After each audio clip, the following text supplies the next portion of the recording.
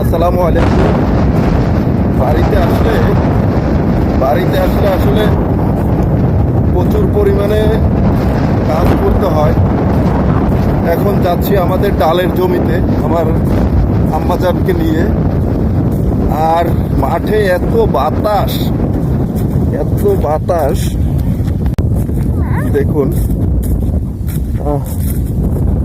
খুব সুন্দর। আমি যদি আপনাদের একটু দেখাই যে এত সুন্দর দৃশ্য আসলে চাকরিতে থাকলে কখনোই এরকম দেখা হয় না। সারাদিন অফিস ডিউটি করতে করতে জানটা শেষ হয়ে যায়। যারা ইট পাথরের রাজধানীতে থাকে তারা বুঝবে।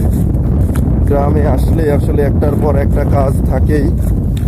এখন আসলে আম্মু গেছে ডাল তোলার জন্য, এখন আমি আর আমার মেয়ে আসছি। আমরাও ডাল তুলবো গিয়ে। আমার মেয়ে, মা তুমি ডাল তুলতে পারবা? কেন তুমি ডাল তুলবে না? তুলবে না?